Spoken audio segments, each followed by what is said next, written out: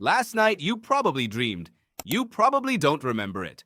But somewhere around 2 a.m., your brain built an entire world just for you, populated it with people who don't exist, and then deleted most of the footage before you woke up. Why would evolution do that? You've been told dreams are random noise, leftover static from a busy mind. That's the story most people accept and move on. But the real answer is far stranger. Your brain isn't relaxing when you sleep. It's working. Harder, in some ways, than when you're awake. And nightmares, the ones that jolt you upright at 3 a.m. with your heart hammering, aren't malfunctions. They're rehearsals. Think about the last nightmare you remember. Chased by something, falling from somewhere high, showing up somewhere important, completely unprepared. Sound familiar? These aren't random.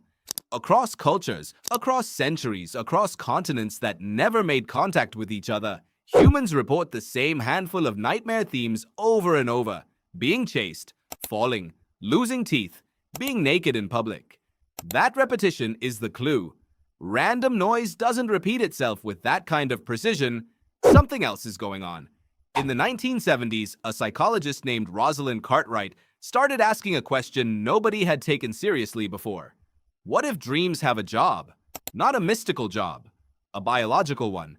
She studied people going through divorce, people grieving, people in crisis, and tracked what their brains did at night. What she found reshaped how scientists think about sleep. The people whose dreams directly confronted their waking pain, rather than avoiding it, recovered faster.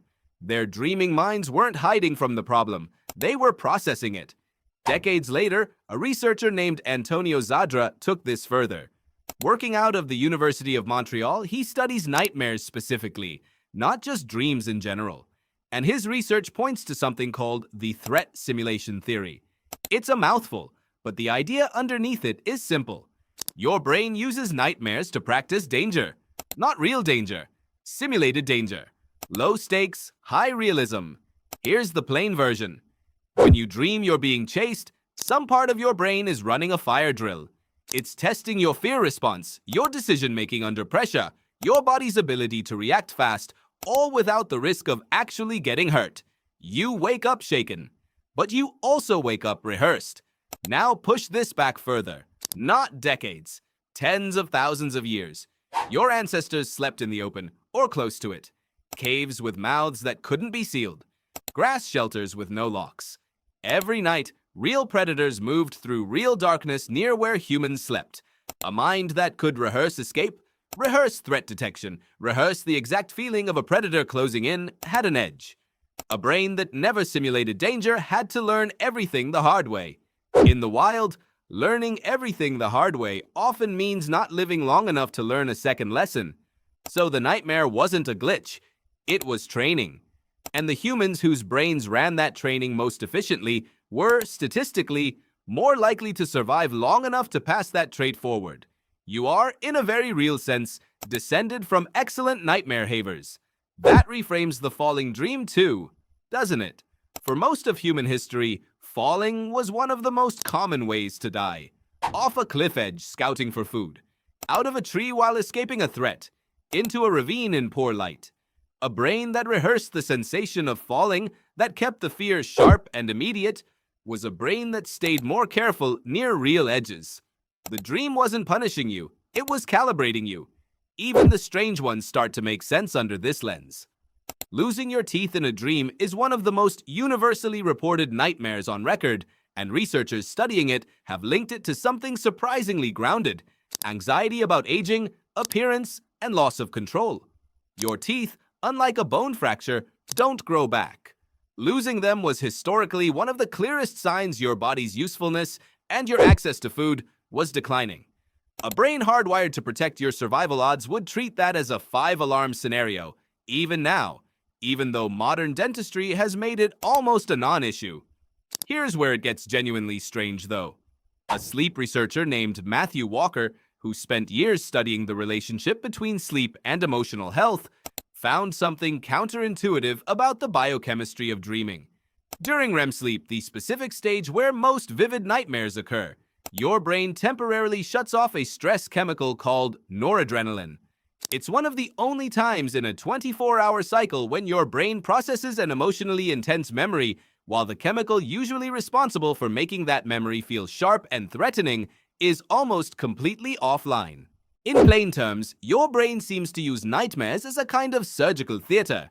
It pulls out the emotionally loaded material from your day or from something unresolved in your life and reprocesses it in an environment specifically designed to strip out the sting. You feel scared in the moment of the dream, but by morning, the memory or emotion attached to it is often, quietly, less sharp than it was the day before. That's the twist. The nightmare that felt like your brain attacking you while you slept may actually be your brain trying to protect you from something. Not the monster in the dream. The unresolved fear sitting underneath it.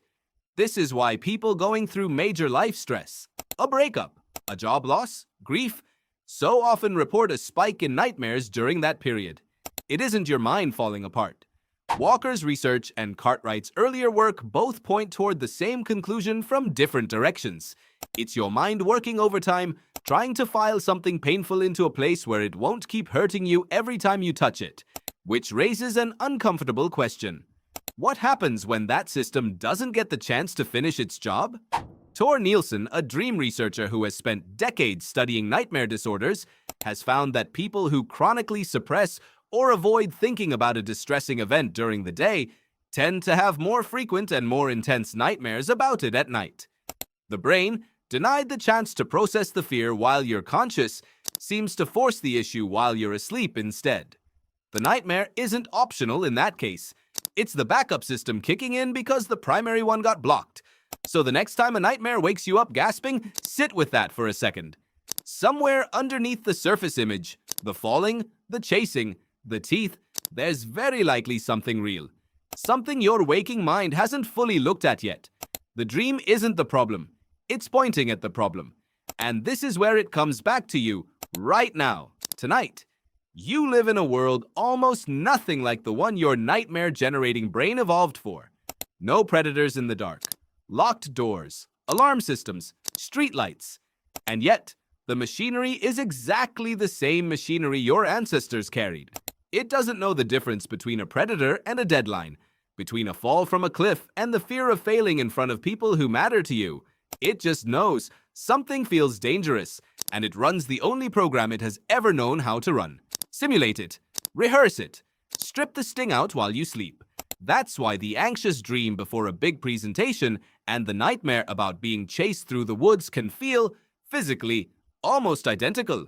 Same racing heart, same jolt awake, different threat, same ancient software. So maybe the question was never why your brain does this to you. Maybe it's what is it trying to tell you? Because somewhere between the sheets and the dark, your brain probably dreamed again. You probably won't remember it. But it wasn't static. It wasn't random. It was, in its own strange way, trying to keep you alive.